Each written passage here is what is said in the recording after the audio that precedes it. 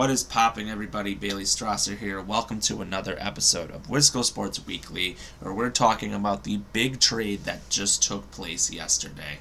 And I am talking about Freddie Peralta being shipped to the New York Mets. What a sad day, and it is a tough one to think about because Freddie Peralta was with the organization for a long time. He came here, I think, maybe when he was 16. But then he debuted on Mother's Day, and a lot of people thought he was going to be a star. He had some ups and downs, but this past year was the best year of his career. Once again, and then, of course, maybe he didn't do so well in the playoffs, but again, Freddie Peralta was always a huge staple and part of this organization. And he's going to just be one of those guys who, in the end, I'm just gonna miss this guy. He was one of my favorite people. One of the nicest dudes. I'm truly gonna miss the guy. I really am. It's gonna be a tough one to be like, man, I can't believe it's happening. But again, Freddie Peralta is now going to the Mets. The Mets, who have been making outstanding moves this offseason. They've had one heck of an offseason. But they have done a lot. And the Mets, who a lot of people have said they don't really have a true starting pitcher, now they do. They figured that out, and that's also great. Not just Freddie Peralta, they're also moving on from Tobias Myers as well. A guy who I was thinking maybe could be a great pitcher for the Brewers, but after the events of last year, he basically got another guy, that got phased out of the system. Just like I said with the Isaac Collins, Nick Mears trade, I said those both guys were basically getting phased out of the system, and that's why they were both on their way out.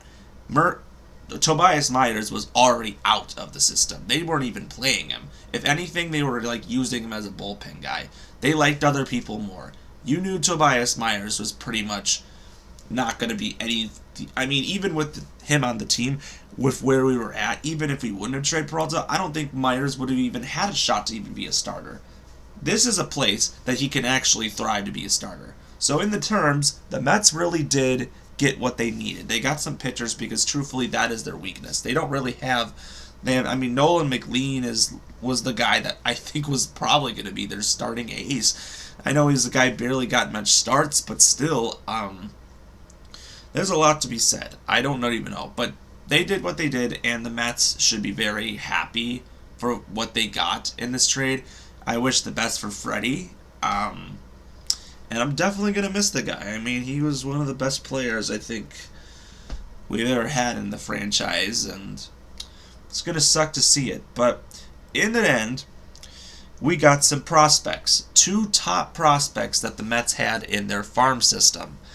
First off, we're going to talk about Jet Williams. So here's my little thoughts on him. I just have some couple notes on him.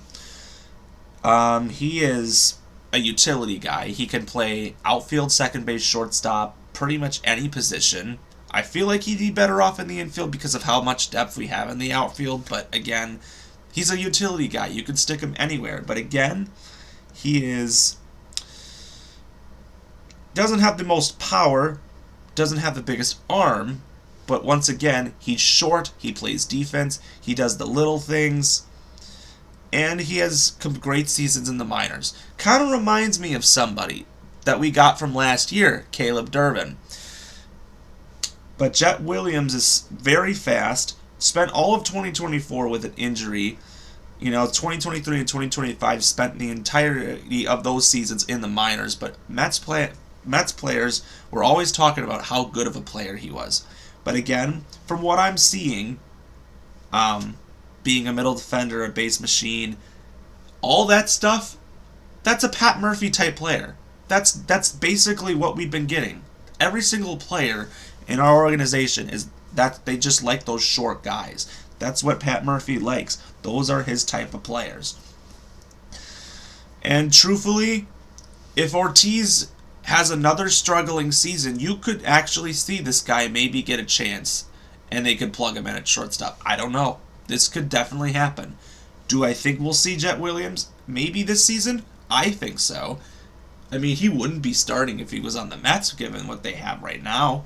I think he would be obviously a guy that the Brewers can have on. That's how it works. This is why it's a great trade for him. Jet Williams could low-key be a great player. Our other player, Brandon Sproat. This is likely going to be a guy in our pitching rotation possibly this season. But he was the second-round pick for the Mets in 2023. He soared through the Mets minor league system in 2024. Like, he went up immediately. He reached AAA. I would say his curveball is a 45, his slider is a 55, his changeups a 60, his control's a 50, he's overall 50. But from what I'm seeing, this could be another situation with Quinn Priester situation. He did not have the greatest numbers to start off, but again, this is a guy that just came through. You're not supposed to be like that. You're not going to be like Mizorowski when you start. Some people don't start that way. So don't look at stats for like 4 games or whatever he played. That's not what I want to look at. What I look at is the way he throws the ball. His stuff's electric. He's got a great sweeper. His sweeper is fantastic. Changeups and sliders really could be a development in process. I wouldn't say that his brief stint basically didn't showcase what you could have seen. But again, some of those little things, you noticed that Chris Hook can work on this guy. Despite a 4.79 ERA in those games, I think that guy could really turn out to be great. I know they wanted Jonah Tong. I did too. But Brandon Sproat is definitely someone that I also think could be a very well put together player. A very good arm. A guy in the rotation. This is 2 pitchers. This is the second pitcher they've traded for this offseason. They went with him, and then they also got Angel Zerpa when they traded Mears and Collins. Both these guys, I think, will be starters for the Brewers. I know that's a big claim, but I think Angel Zerpa is actually going to be a starting pitcher for the Brewers. I don't know when it will be. At some point, I think they'll work out the kinks. I just don't think Gasser's ready yet. Okay, isn't it Gasser? I think he'll start the season in the minors. I don't think Gasser's ready yet. I think Hall's a bullpen pitcher, or long-inning bullpen pitcher for a lefty. I think Angel Zerpa will be our 5th starter. I know it's a bold claim, and I think Sproat's our 4th guy. A Woodruff Priester, Mizorowski, Zerpa, Sproat rotation could be very solid if all the kinks work out. If Hook does his thing, I have confidence. And the only reason why I did have confidence in getting rid of Freddie is because, 1, I think Freddie actually is going to fall off a little bit this year, and 2, we have Brandon Woodruff still. So we didn't really need... We're fine with it. We traded Freddie, and we had a reason for it. I think Woodruff will actually stay healthy the entire season.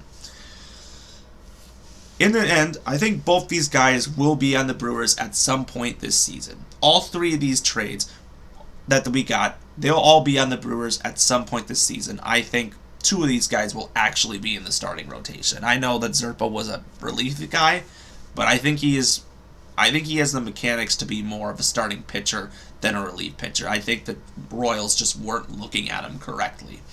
And Hook is. And then another claim, because what about Chad Patrick? What about Logan Henderson? I think Logan Henderson will also some point make his way into the starting rotation as well. If someone gets injured or something, that's possible. And I also think Chad Patrick, maybe, as much as I'm like, hey, this guy could turn out to be like in this situation, I think Patrick is actually going to be the setup. I think McGill's going to struggle this year. I think a lot of people see it too. I think Uribe is the closer and Patrick is the setup guy. I know, these are weird claims, but I'm just going with what I think. But anyways, spring training is coming up pretty soon, and obviously pretty soon you'll be seeing a video talking about my thoughts going into the season and I always do my video where I make 20 predictions going into the season. I will do that as soon as we get towards spring training, which is soon. But as we all know, I'll try to enjoy this baseball season. I know all those big name teams are getting these players, and it's getting to the point where it's starting to be a little unfair, but what can you do when you don't have money and other organizations do? But in the end, if you like what you see, subscribe below, comment with your thoughts, and as always, we will see you next time. Go Brewers! We'll miss you, Freddie.